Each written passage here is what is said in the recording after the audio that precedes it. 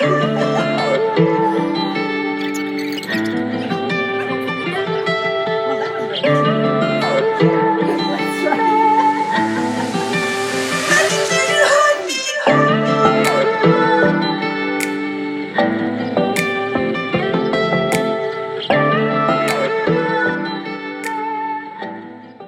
everyone, and welcome to this episode of the Oversharing Mum. We are Romana and Sasha, and today we are talking about breastfeeding.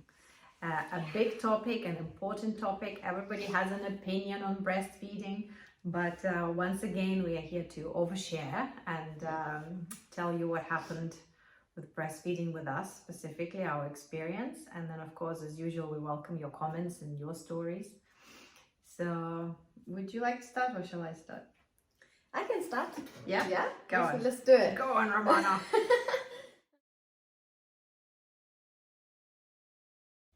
When it came to breastfeeding for me, I didn't really overthink it. I was more like, if it happens, it happens. If it doesn't, that's okay. I didn't put that extra pressure on myself to breastfeed because it's like, you need to breastfeed. It's the best thing for your baby. And yes, it is. But also if you can't, you know, formula fed is...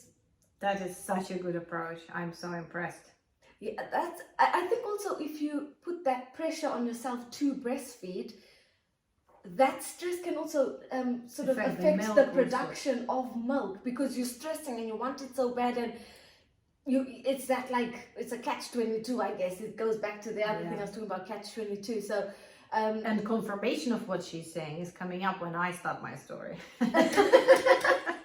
Yeah, really. So yeah, it's again, we're a different experience with the breastfeeding for us, because I had this relaxed, like, let's just see what happens, and I didn't want that extra pressure on me. Like, so my husband wanted me to breastfeed, and I was like, if I can, I will. That's it. Like, I didn't accept any pressure. So Dean's mom, she was also helpful. She was supportive in the whole thing, because she was like, you know, if you don't want to breastfeed, you don't have to. Don't feel the pressure to. And I was like, well, yeah, you know, I appreciate that, I understand that, and I'm not going to do something I don't want to do, and if my body doesn't let me, if I'm not able, then that's also fine. But if I can, I will, because I want to. But so it was more of that. So when it actually came to it, so with Zara, she was taken away for the antibiotics, as I mentioned, so I didn't get that skin to skin immediately, so it was only like an hour later. So I did then start to worry, because that wasn't my choice. So I did start to worry, like, is the flow going to happen? Am I going to start producing the milk or the colostrum at that point? So I was like, okay, when she came, they put her straight on me and we tried. And the latching was quite difficult. So it looks easy, you know, when people are holding their baby, but when you actually hold, it didn't feel right or normal the way they wanted me to hold her. So it was like, they really like grab the head and they shove it on, and I'm like trying to be more gentle with it, and they're like, no, like, and the nurses or midwives were like, it's okay, can I touch your boob? At this point you're like, I want my kid fed, like, touch the boob. Get her fed, get the latch on. So they're like trying to maneuver the boob into the mouth and the head, and we tried different holds. So we had the rugby hold where she had to go back that way, holding this way. I think there's a few moves, and I was like, wow, like there's different ways to hold the baby. So we tried that, and it wasn't as straightforward latching. Like, sometimes she'd latch and it would be fine, but then I think my milk didn't start coming through. She wasn't getting full on the colostrum, and my milk didn't start coming through till quite later on. So I remember one time... But that's normal though. Yeah, but for some reason Zara was not having it. She was really hungry. So the colostrum wasn't doing anything for her. So we were sat on the bed, and this baby was crying, and the midwives would keep coming in. And then one midwife came in and she held the baby, and they're like, you know, quite like, they're not as gentle, I suppose, because they deal with loads of babies. And she just picked the baby up and said, this baby's hungry. It's like, okay. She's like, I'll go and get you formula. So we didn't bring formula. I don't know why I didn't bring formula. In my head, I didn't really think into things. We didn't either. I didn't, because I was really focused on breastfeeding, but that's not my section yet, so. Yeah, but it was like, I had this mentality of if I can, I can, but I didn't think of if I can't. So in my head, it was like I was going to. Yeah. But even though I wasn't putting that pressure on to do it, I don't know, it was weird because I didn't bring formula. And clearly we needed it at this point. So I'm actually going to show you what Zara was like when she was feeding. So this was Zara drinking her milk. So they got us these little formula bottles, and it wasn't a bottle that we fed her from. It was a little jug, as you can see.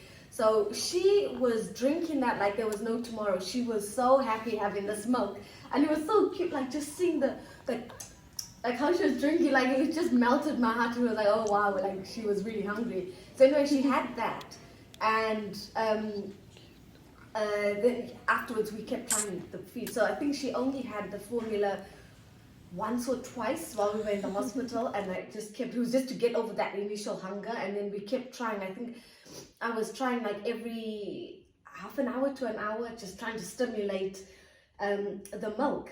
So eventually she got it. But with Zara, I also had where she wouldn't latch properly and she would just be on the nipple. I started to it got really sore, and then there was a little bit of blood. It wasn't like streaming, but there was a little bit, and it used to scab over. So that was really uncomfortable. And she used to feed, she was like really hungry, so she would feed sometimes every half an hour, every hour. She wouldn't go longer than like an hour and a half. Like it was always within that time. She was like constantly feeding. And even in her sleep, like she'd wake up, sleep, and like she was a better sleeper than Zach, but she was feeding quite a lot. It kind of sounds odd. How do you feed? And like I think it was like dream feeding or something. Like she'd wake up and feed. And I suppose when the but baby, she would actually eat. That wasn't for comfort. She would literally, okay, but I think some of the times like she'd have longer feeds, and then other times she just wanted shorter feeds. So I think that's when she just wanted loads of shorter feeds, and then when she'd have the hour and a half, then that, I don't know how she kind of worked it out, but I just read off I read her cues basically. So that was the whole hospital thing. And what I found with the breastfeeding, when I had the sort of cracked nipples and the scabbing, I just used to use the milk. So I would squeeze extra milk and just rub it on and let it air. And then eventually that helped. Like it kind of went away. It did come and go, but this sort of thing that I was doing was working. I didn't use any nipple creams or any of that. I did buy breast pads, but I never used. I tried to use them and it wasn't really working. And I was like, I'll sod this. So I was moving around with patches on my top. When it happened. But at that time I was at home anyway. And with her, I did get mastitis as well. So when I was trying to stop, they and one boob. So let's start again. I've got a lump on this side. That's the side. So I've got a lump on this side, which I've checked it's benign. But this side, she didn't really like feeding off it as much. So she'd only feed off the one side. So I'd find myself getting really engorged on the side that has the lump. Because I think when she was trying to latch on, the lump was either in the way which was blocking the flow, or maybe it wasn't as comfortable because it was quite large. What about pumping? Did you try that? I did to try relieve yourself. I did try, but it also stimulates production, doesn't it? Yeah, but because I was already, I would get quite engorged on this side because I'd try and feed her and she wouldn't latch on properly, and like she would just fuss a lot. So this side is the side that she fed off better. So I did get mastitis on that side, and actually all the times I've had mastitis has been on the one side. What is mastitis? So mastitis is when one of the milk ducts are blocked. Okay. And then that, if it's not treated, it then causes an infection. And that infection can cause like a temperature. It can cause you to feel like sick and nauseous. You just feel like really weak and tired. It's just, you just really don't feel well. So I had that with her, and I had stopped, I was trying to stop breastfeeding around 10, 11 months. And I got the mastitis, and I was like, whoa, this is not, and the pain of it as well, like it's really painful. Any slight touch or knock, it goes like red and hard, and it goes really engorged, it deforms the nipple, like it's just really like a really uncomfortable experience. Oh dear. And when I had that, they said put her back on it. So I actually had been off it for like at this point 2-3 days or so, and they're like, you need antibiotics, and the best thing is to get her to feed off it. So I was thinking, But right? that's okay for her to feed as you're taking antibiotics? Yeah, they said it's fine. Wow. And Okay. I was thinking, because if we got to this point, there's an infection, is that not going to pass to her? But Yeah. they're like, take antibiotics and get it to feed off, it is completely fine. That's the best thing. Wow. Okay. Yeah, That's so- news to me. I'm gonna need to do some more research on this. Yeah, I should have actually done research. I kind of just trusted the doctors on this. Yeah. Um, That sounds so. They, for example, when I had my like constipation or the urinary tract infection, they would be saying, no, don't take anything. Don't take anything. It will affect the milk. It will affect. Oh no, that was during pregnancy, oh, right? But even after, they give you paracetamol yeah. Oh yeah, like if you have C-section. if you have a C-section, but don't take anything else because it will affect the milk And and, those the are baby can. That's high dosage of the paracetamol, of the painkillers. It's quite high. When you consider, because Zara, when I had Alright. the C-section, she was quite sleepy a lot of the time. I think it's because of the painkillers I was taking. And that's why I stopped taking them after about a week. I just coped with the pain then. I think it was a week or I two. have didn't. absolutely the opposite. Yeah, mine was not, it wasn't longer than 2 weeks. It was a week or two and then I stopped. Yeah, Because I did stop initially, and then I started to feel uncomfortable. I'd be like, I didn't take my painkillers, because I would then feel yeah. the pain of it coming through. So it actually helped you. That's good. It did help, yeah. But eventually, I got you, because I had the pains before, so I just dealt with it. Because she was really sleepy, like quite a bit of the time. Like she'd feed and she'd sleep a lot of the time. So I thought, this I'm must really be affecting her. amazed how you listen to your body, how you listen to your child. The difference with my story, which we're not getting into yet, but it was all mental. And I don't mean that I'm insane.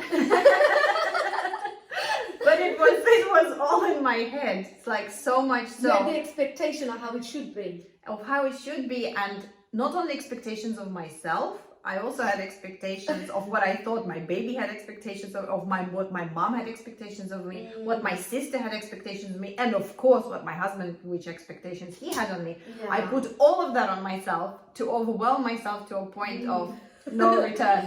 But anyway, I'll explain later. So the opposite of what I'm saying, it's not even directly opposite, it's just a little bit, it's a bit different. It's opposite in how like I used paracetamol. Like I wouldn't, it's almost like I was punishing myself with pain. And What, as in you didn't use it? as in I didn't take them. Oh my God. Yeah, and it would get to a bad point and I would take it only once when you're supposed to take at a certain interval, Yeah, it was every etc. 6 hours or something, wasn't it? Yeah, 4 or 6 hours or something like Yeah. that, depending on, Yeah, so what I was doing, in the beginning, I was taking it when they said, and then I started longing it out. Okay. In the first week, so I would, instead of going 4 hours, I'd go 6 hours. You looked and then after I'd go- yourself. That's really good. That's so amazing. I think because we were staying with Dean's mum at this point, so we hadn't yet bought a house and stuff like that. So she was really helpful, bringing me food, making sure I was okay. And also, another thing that happened was the epidural leak. I can hear your heartbeat.